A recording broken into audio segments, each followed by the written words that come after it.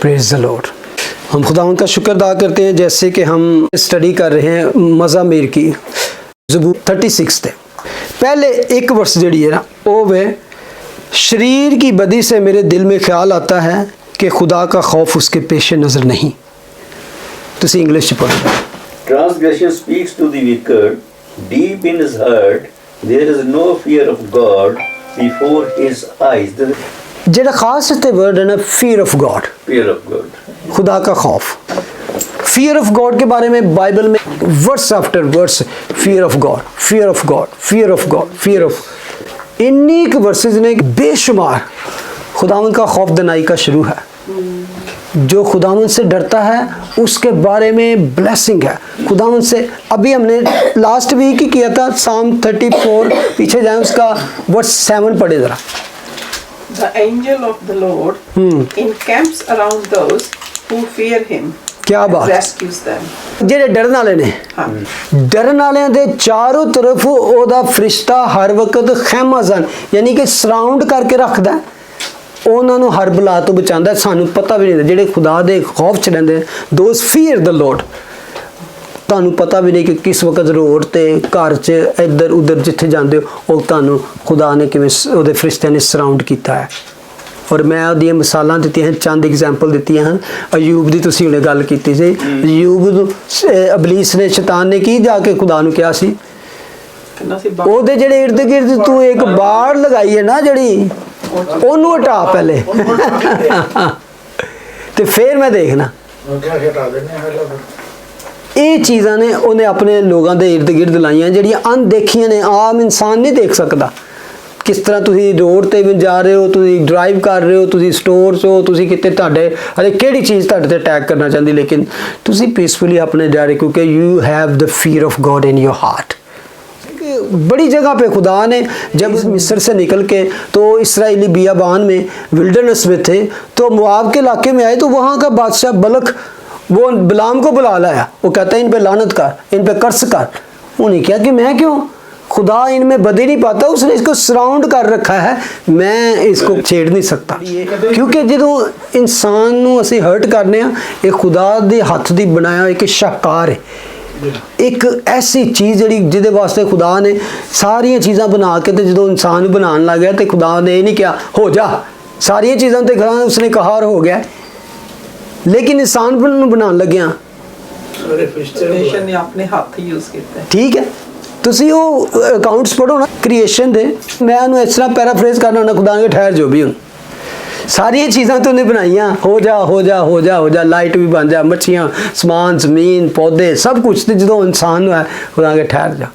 फिर खुदा ने उत्थे एक जिवें असीं कहने कौंसल ट्रिनिटी दी तसलीस दी मीटिंग, फिर खुदा ने कहा लेट अस मेक मैन यानी कि आओ हम इंसान को अपनी शबीह पर बनाए।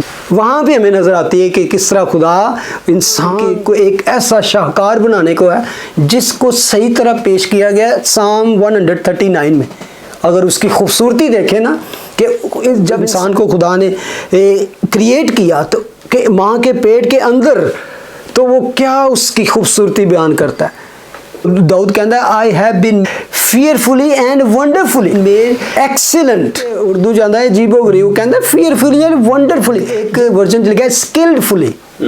खुदा दे माहिर हत्थां दे नाल, खुदा दे स्किल्ड हत्थां दे नाल मैनू ने बनाया। इंसान इन्नी ज़बरदस्त ओदी तखलीक है, ओदी क्रिएशन है। तो जो खुदा इंसान बना के तुसी एक अपनी कोई तस्वीर अपना थोड़ा बना के जो आर्टिस्ट है उन्होंने इंज रखो सामने तो कोई आके ऐसे काटा मार दे तुसी की करोगे। आप पेंटिंग बनाते हुए अगर आके एक बार ऐसा खराब कर दें तो आपका गुस्सा चढ़ेगा ना कि मैंने इतने शौक से बनाई है, मैंने बनाई है तो इस आके इन्होंने ख़राब कर दी है। और अपनी पिक्चर कैमरे से बनाई हो ते भीड़ मार तुसी देखो अगर ਤੁਹਾਡੇ सामने कि ਤੁਹਾਡਾ कोई बड़ा ਤੁਹਾਡਾ कोई बुजुर्ग है, ਤੁਹਾਡਾ अजीज है, ਉਹਦੀ ਤਸਵੀਰ ਥੱਲੇ ਸੁੱਟ ਦੇਵੇ ਜ਼ਮੀਨ ਤੇ ਤੇ ਉੱਤੇ ਪੈਰ ਰੱਖੇ ਤੁਹਾਡਾ ਦਿਲ ਕਰੇਗਾ ਮੈਂ ਹੁਣੇ ਹੀ ਇਹਨੂੰ ਨਾ ਇੱਥੇ ਨੱਪ ਦਵਾਂ। ਹਾਂਜੀ ਨਾ लेकिन ਤੁਹਾਡੇ कोई बुजुर्ग है, माँ है, बाप है, भाई ਭੈਣ ਭਰਾ ਦਾ ਵੀ ਕੋਈ ਸਾਹਮਣੇ ਹਸਬੈਂਡ ਵਾਈਫ ਦੀ ਕੋਈ ਇੰਜ ਕਰਦੇ ਤੁਸੀਂ ਮਾਰਨ ਨੂੰ ਤਸਵੀਰ ਹਾਲੇ ਕੁਝ ਵੀ ਨਹੀਂ ਕਾਗਜ਼ ਹੀ ਹੈ ਨਾ। ਜਿਹੜੀ ਖੁਦਾ ਨੇ ਆਪਣੇ ਹੱਥਾਂ ਨਾਲ ਤਖਲੀਕ ਕੀਤਾ ਇੱਕ ਜੀਤਾ ਜਾਤਾ ਇਨਸਾਨ ਅੱਜ ਦੁਨੀਆ ਨੂੰ ਮਾਰਨ ਲੱਗਿਆ ਕਿਲ ਕਰਨ ਲੱਗਿਆ खोजती नहीं। जिस कौम में खुदा का खौफ नहीं है जो किसी इंसानी जिंदगी का खौफ नहीं कि वो ये जेड़ी है तो क्या कितना गुनाह है, कितना बड़ा गुनाह है। ਉਹ ਪੱਥਰ ਦਾ ਹਾਰਟ ਹਜੇ ਫਲੈਸ਼ ਦਾ ਨਹੀਂ ਬਣਿਆ। असल में मुझे दुख जो हुआ था ना इस सारे सिनेरियो से कि ये जो यानी कि सेलिब्रेट कर रहे हैं ठीक है दुश्मनी है तुमने किया लेकिन जो सेलिब्रेट करते हैं खुशियाँ मनाते हैं ये क्या खुदा भूल जाएगा इस बात को। And you're encouraging others to do more. India में तो यही बिल्कुल। होता है, कम्युनल जो फाइट्स होती हैं इंडिया में अभी ये हो रही है। हाँ जी इवन पाकिस्तान मिडल ईस्ट ਦੇ ਵਿੱਚ ਮਤਲਬ ਕਿ ਨਾ ਉਹ ਆਏ ਦਿਨ ਐਵਰੀ ਸਿੰਗਲ ਡੇ ਤੁਸੀਂ ਇਸ ਤਰ੍ਹਾਂ ਦੇ ਮਤਲਬ ਕਿ ਨਾ ਨਿਊਜ਼ ਸੁਣਦੇ ਹੋ ਇਹ ਹੁਣ ਇਰਾਕ 'ਚ ਕੀ ਹੋਇਆ ਇਹ ਮਿਡਲ ਈਸਟ ਕਿਸ ਤਰ੍ਹਾਂ ਦੇ ਗਲੇ ਕਿਸ ਤਰ੍ਹਾਂ ਕੱਟੇ ਗਏ ਨੇ ਕਿਸ ਤਰ੍ਹਾਂ ਇਹ ਅਫਰੀਕਾ ਦੇ ਵਿੱਚ ਇਸ ਤਰ੍ਹਾਂ ਦੀ ਕਿੰਨੀਆਂ ਐਗਜ਼ਾਮਪਲ ਨੇ ਅੱਛਾ ਅੱਗੇ ਬਾਤ ਕਰ ਰਿਹਾ ਉਹ ਜਿਹੜਾ विकेट पर्सन है ਉਹਦੇ ਬਾਰੇ ਚ ਕੀ ਸੋਚਦਾ है कहता है he have doesn't know fear of God आगे वो कहता है वर्स 2 में क्योंकि वो अपने आप को अपनी नज़र में इस ख्याल से तसल्ली देता है कि उसकी बदी ना तो फाश होगी ना मकरूह समझी जाएगी हाँ वो कहता है कि मैं किसी ने पता भी नहीं चलना मेरी ਜਿਹੜੀ ਈਵਲ ਮੇਰੇ ਅੰਦਰ ਹੈ ਨਾ ਤੇ ਪਤਾ ਚੱਲੇਗਾ ਤੇ ਨਾ ਹੀ ਇਹਨੂੰ ਕੋਈ ਬੁਰਾ ਕਹੇਗਾ रब भी नहीं जड़ेगा। रब ਨੂੰ ਵੀ ਨਹੀਂ ਪਤਾ ਚੱਲਣਾ ਤੇ ਬੰਦਿਆਂ ਨੂੰ ਵੀ ਨਹੀਂ ਪਤਾ ਚੱਲਣਾ बल्कि ਅੱਗੇ ਕਹਿੰਦਾ वो स्त्री उसके मुंह में बदी और फ्रेब की बातें हैं अच्छा उसके मुंह में बदी है यानी कि ईवल अब कहता है कि किस तरह की evil different type of wickedness उसके अंदर अभी उसके मुंह में बदी है तो किस तरह मुंह में बदी होने का क्या मतलब है झूठ बोलता बुरे ख्याल। हाँ जी हर वक्त बुरे मनसूबे किस तरह लुट सकने किस तरह किल कर सकने किस तरह ਅਸੀਂ अपना लोगों ਨੂੰ डिसीव कर सकने उसके मुंह से कोई अच्छी बात निकलती नहीं हमेशा विकेट और दूसरों के खिलाफ और बुरे मंसूबे क्योंकि खुदा यीशु मसीह ने एक दफ़ा कहा था कि जो चीज़ें अंदर से निकलती हैं वो इंसान को अनहोली करती हैं कि अंदर से चोरियाँ बुरे ख्याल ज़नाकारियाँ हर चीज़ जो प्लान अंदर से निकलते हैं सोच अंदर से निकलती है और उसके आगे लिखा उसके मुंह में बदी और फ्रेब की बातें हैं वो दानिश और नेकी से दस्तबरदार हो गया है यानी कि दो चीज़ां एक जगह ते नहीं हो सकदियां या तो ਉਹਦੇ ਮੂੰਹ 'ਚ ਬਦੀ ਤੇ ਫਰੇਬ ਤੇ ਜਾਂ ਦਾਨਿਸ਼ ਤੇ ਨੇਕੀ ਹੋਏਗੀ ਇੱਕੋ ਹੀ ਚੀਜ਼ ਹੈ ਇੱਕ ਚੀਜ਼ ਤੁਹਾਨੂੰ ਛੱਡਣੀ ਪਏਗੀ ਜੇ ਤੁਸੀਂ ਨੇਕੀ ਤੇ ਹਕਮਤ ਦੇ ਵੱਲ ਆਓਗੇ ਵਿਜ਼ਡਮ ਵੱਲ ਆਓਗੇ goodness and wisdom then you have to leave ਅਸੀਂ ਪਿਛਲੇ ਜ਼ਬੂਰ 'ਚ ਕੀ ਪੜਿਆ ਸੀ ਜੋ अच्छी उम्र चाहता है अच्छे दिन देखना चाहता है 34:12 Who is someone who desires life, loving a long life to enjoy what is good? Keep your tongue from evil and your lips from deceitful speech. 14 भी पढ़ लो Turn away from evil and do what is good. Seek peace and pursue it. यही है और ये चीज़ उसने कहा कि जो आखिरी बात उसने कही है ना कि टर्न अवे फ्रॉम विकेडनेस तो वो कहता है उसने वो बातें तो छोड़ ही दी हैं बल्कि उसके मुंह में बदी फ्रेब की बातें बल्कि वर्स 4 में क्या लिखा है उसको भी पढ़े तो आपको पता चलेगा सिर्फ मुंह में बत्ती की बातें नहीं है बल्कि He plots trouble while on his bed. He sets himself in a way that is not good. He does not reject evil. ਇਹ ਚਾਰ ਜਿਹੜੀ ਪਹਿਲੇ ਆਇਤਾਂ ਨੇ ਇਹ ਉਸ wicket person the different type of evil ਦੇ ਬਾਰੇ ਚ ਉਹਨੇ ਕਿ ਮੂੰਹ 'ਚ ਗੱਲਾਂ ਬੁਰੀਆਂ ਨੇ ਲੇਕਿਨ ਜਦੋਂ ਬਿਸਤਰ ਤੇ ਜਾਂਦਾ ਹੈ ਉਹ ਸੋਚਦਾ ਕੀ ਹੈ ਉਹਦੇ ਅੰਦਰ ਦਿਮਾਗ ਤੇ ਦਿਲ 'ਚ ਕੀ ਹੈ ਉੱਥੇ ਵੀ ਜਾ ਕੇ ਬੁਰੇ ਮਸੂਬੇ ਹੀ ਬਣਦਾ ਨੇ ਬੁਰੀਆਂ ਗੱਲਾਂ ਬੁਰੇ ਖਿਆਲਾਤ यानी कि ਤੁਸੀਂ अगर ਤੁਹਾਨੂੰ याद है खुदावंद ने कहा कि अगर गुस्सा ਤੁਹਾਨੂੰ आ जाए तो सूरज के गरूब होने से पहले तुम्हारी नाराज़गी जड़ी है ना एंगर जड़ी है ना जिदे बारे च भी गुस्सा है वो ख़त्म होनी चाहिए Yes. बिस्तर ते नहीं जाना एंगर लैके क्योंकि जो बिस्तर ते चला जाए ना तो उदों बड़ा टाइम होंदा है उदों फिर जे दिल च एंगर होए ना तो वो सोचदा ते एंगर जड़ी है वो भी तुहाडे दिल च ना रूट पकड़ लेंगे। जड़ा पकड़नी शुरू हो जाए तो इस तो क्या कि नहीं बिस्तर तो जान तो सौन तो पहले हो सकता तुसीं वो एंगर दे नाल ही सोचदे सो जाओ तुहानूं ख्वाब भी बुरे ही आउणगे फिर एंगर जो लैक तो यह बंदा कहता है कि बिस्तर ते जाके भी कल वास्ते दूसरे वास्ते बुरे प्लान ही करता है क्योंकि ਇਹਦੇ ਦਿਲ 'ਚ ਕੀ नेकी ਤੇ हिकमत ਉਹਨੇ ਛੱਡ ही ਦਿੱਤੀ है, दस्तबरदार हो गया है। और कहता है वो ऐसी राह अख्तियार करता है जो अच्छी नहीं, इससे विकेट, वो बदी से नफरत नहीं करता। जो अगर 5 तो आगे जाके पढ़ेंगे 7 तक, यहाँ पर दाऊद की एक डिफरेंट आपको क्वालिटी यहाँ पे नज़र आती है। वो क्या है कि अगर वो बेड पे जाता है तो वो क्या करता है, ਉਹਦੇ दिल 'ਚ फिर भी बुराई बुरे ख्याल नहीं आते, जिस तरह उस बंदे दे दिल 'ਚ मूँह 'ਚ और सौन लग्या मीन वो कहता है मैं किस तरह करना। वो कहता है ए खुदावन, वर्स 5 से, आसमान में तेरी शफकत है और तेरी वफादारी अफलाक तक बुलंद है। वाह। अब ये देखे इस जगह पे वो कहता है कि खुदा इसके बावजूद कि इतना कुछ इंसान बुरा कर रहा है दुनिया में, इतनी बुराई है दुनिया में, इसके बावजूद खुदा की जो शफकत और वफादारी क्या है, किस तरह, जिस तरह यानी कि आसमान बुलंद है, यानी कि जिसको हम फैदम नहीं कर सकते, कोई बयान नहीं कर सकते। क्यों, कितना वो कह रहे हैं कि बेशक सब कुछ है लेकिन खुदा की रहमत, उसका फजल, उसकी जो मर्सी है स्टिल वो बंद नहीं करता। आमीन। जानवर हो, एनिमल्स हो, हैवान हो या इंसान, दोनों के उत्ते ओदी रहमत जी है ना वो जारी और सारी है। यानी कि उसके अंदर इतनी बर्दाश्त है हमारी बुराइयों के बावजूद, इंसान की विकटनेस के बावजूद, कि वो बेशक दुखी है लेकिन वो कहता है खुदा जो है वो उसकी शफकत में कि जब ये बात की जाती है जैसे एक बाप की तरफ, शफकत का जो वर्ड ही है तो वो बाप की तस्वीर खींचता है हमेशा। यानी कि जिस तरह बाप दी रहम अपने बच्चों से करता है, किन्ने भी वो बुरे होन कुछ जो आके थोड़ा जिहा सॉरी कर लेते वो दिल चो सारा कुछ फौरन ही खत्म हो जाता है। इस तरह साडा आसमानी बाप भी इंज ही है बिल्कुल, जिन्ने भी इसने कम्मे होने जो आके वो कोल आ जाइए, हालांकि वो गुस्सा भी करता है तो वो गुस्सा सिर्फ उदों तक होंदा जो तक वो बच्चा आके ते सॉरी नहीं करता, उदों फौरन ही। तुसी सारे पेरेंट्स बच्चे वाले तुसी समझदे हो कि किस तरह बच्चे तुहानू कितना भी गुस्से चो जो आके ते मम्मी डैडी को कहंज जफ्फी पा लन तो तुसी कुछ भी नहीं कर सकते, इन्ने बेबस हो जाते। तो ये उस तरह का ही साडा आसमानी बाप है। वो कहता है कि ओदी वफादारी इन्नी बुलंद है, इतनी बुलंद है जैसे आसमान। तो कहता है कि बेशक सारी चीज़ां बदल जान, मौसम आन मौसम जान, लेकिन वो नहीं बदलता, ओदी वफादारी इन्नी बुलंद है। आगे 6वीं आयत लिखा है तेरी सदाकत खुदा के पहाड़ों की मानिंद है, तेरे अहकाम नहायत अमीक हैं। ऐ खुदावन तू इंसान और हैवान दोनों को महफूज रखता है पहाड़ों की मानंद। यानी पहाड़ का क्यों कि पहाड़ बड़े सॉलिड ते लचक नहीं होंगे, अटल होंगे ने, स्ट्रोंग।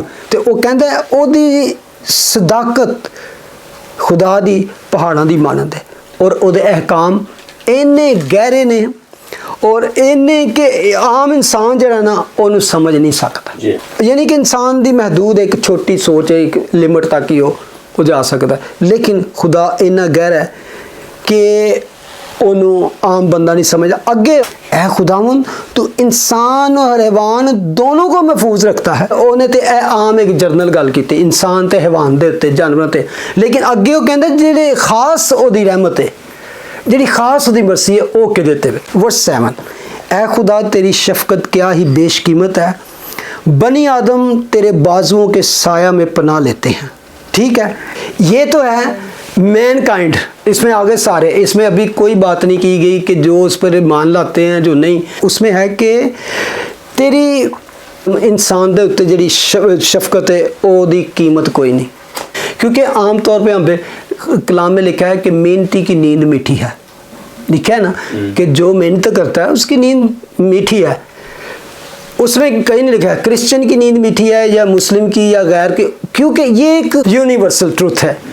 कह रहे हैं कि जनरल खुदा का एक वादा है कि अगर कोई ऑनेस्टी के साथ मेहनत करेगा उसका फल मिलेगा। यूनिवर्सल है। ਤੇ ਉਹਦੇ ਫੇਥ ਜਿਹੜੀ ਉਹ ਬਾਅਦ ਦੀ ਗੱਲ, ਉਹ ਇਸ ਦੁਨੀਆ 'ਚ ਇੰਜੋਏ ਕਰ ਸਕਦਾ। ਤੁਸੀਂ ਦੇਖੋ ਇਹਨਾਂ ਨੇ ਦੁਨੀਆ 'ਚ ਮਿਲੀਅਨੇਅਰ ਨੇ, ਉਹ ਸਾਰੇ ਬਹੁਤ ਸਾਰੇ ਜ਼ਿਆਦਾਤਰ ਖੁਦਾ ਤੋਂ ਦੂਰ ਨੇ, ਲੇਕਿਨ ਉਹ ਮਿਹਨਤ ਹੈ, ਉਹਨਾਂ ਦੀ ਸਟਰਗਲ ਹੈ।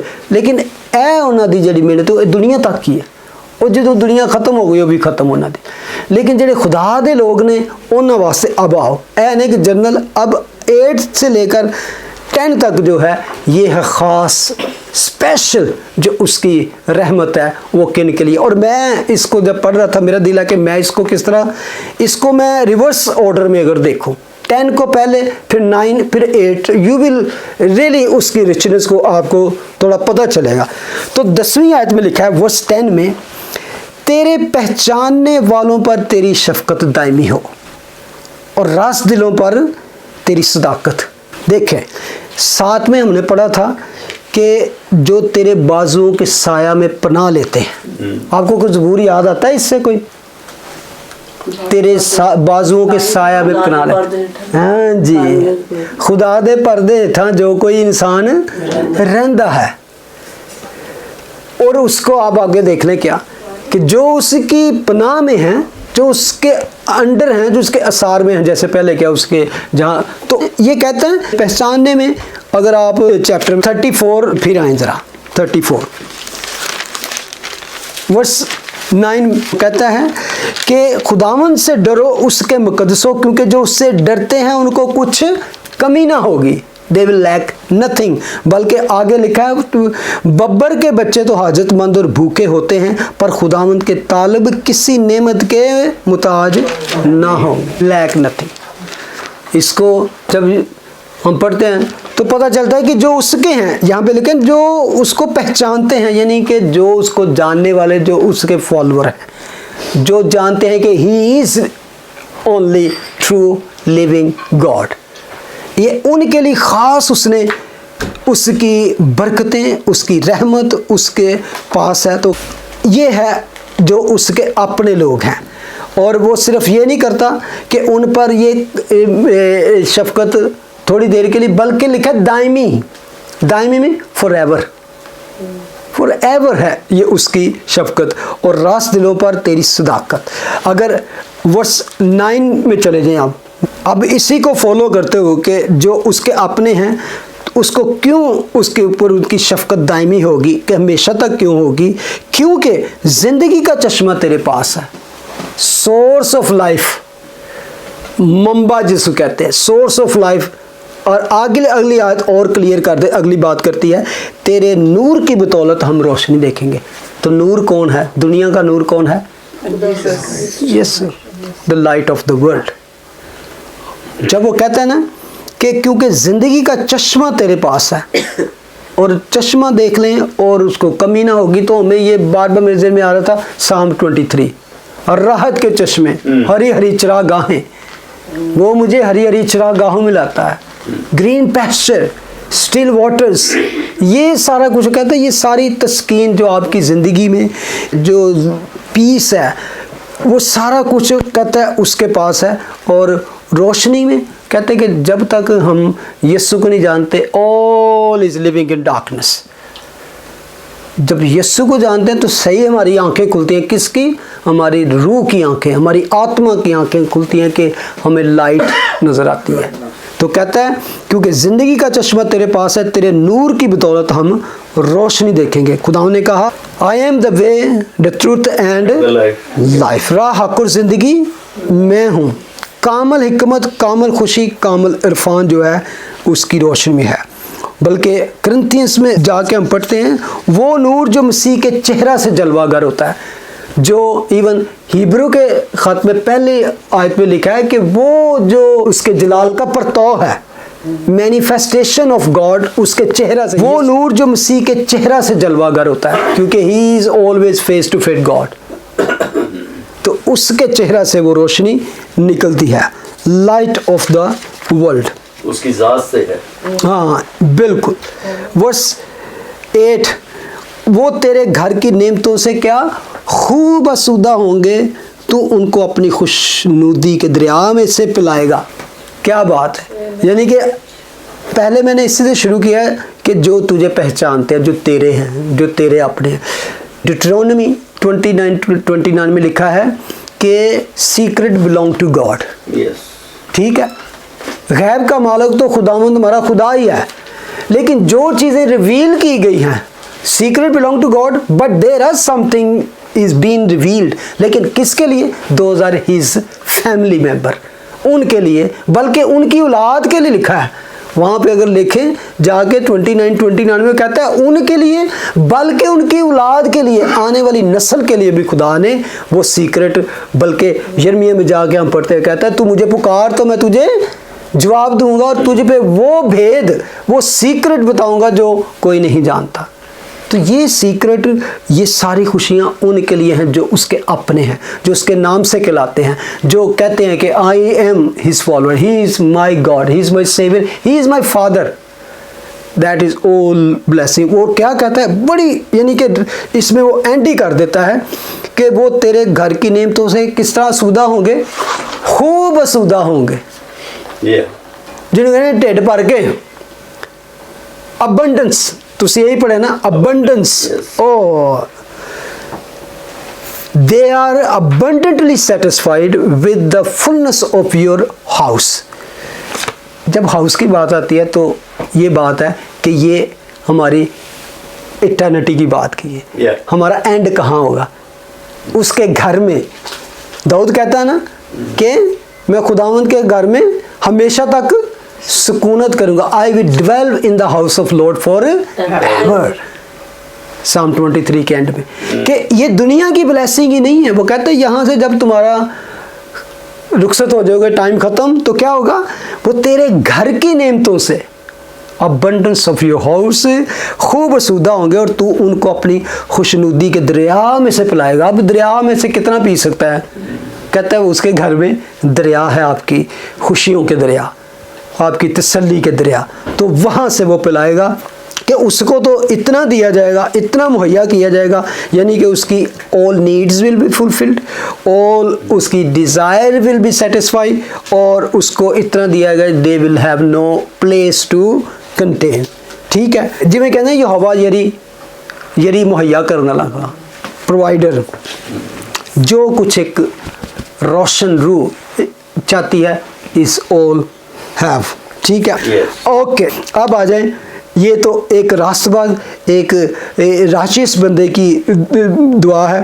अब ऑपोजिट क्या है? वर्स 11, मगरूर आदमी मुझ पर लात ना उठाने पाए और शरीर का हाथ मुझे हाँक ना दे।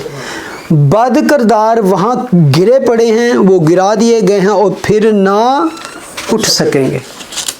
अब ये तो ऑपोजिट है, और जिस तरह हम कलाम में पढ़ते हैं ना कि सादक अगर गिरेगा तो फिर वो उठ खड़ा होगा, लेकिन विकेट शरीर जो शैतानी है वो गिरेगा तो वो गिरा ही रहेगा। Righteous will fall 7 times and he will, God will rise him up। लेकिन अगर शैतानी विकेट जो गिरेगा तो वो क्या है? वो गिरा दिए गए हैं और फिर उठ ना सकेंगे। आज बेशक कुछ लोग ਜਿਹੜੇ खुदा ਨੂੰ ਤਮਸਕਰ मजाक उड़ाते हैं, खुदा के खिलाफ गल करते हैं, बड़े अपने आप ਨੂੰ समझन, लेकिन एक टाइम आएगा वो गिरनगे तो उठने। ਅਸੀਂ कभी भी जिंदगी च फील करने हैं यार तंग आ गए हैं या दुखी हाँ, लगता जिवें गिर गए हैं, लेकिन खुदा कहता डोंट वरी, तू 7 बार का मतलब है नहीं कि एग्जैक्टली 1 2 3 4 7, वो मतलब लिया करें 7 के 70 टाइम। yes. तो खुदा अगर आपको ऐसा है, he will rise you up, he will rise you up again and again. लेकिन जो बुरे लोग हैं, विकेड हैं, इफ दे फॉल, वो कहता है वो फिर ना उठ सकेंगे, they will never arise again. तो मैं अगर इसको एंड करूं तो इसमें एक चीज़ से आप एंड, फियर ऑफ गॉड, खुदा का खौफ। खुदा के खौफ में सारा कुछ है। Yes.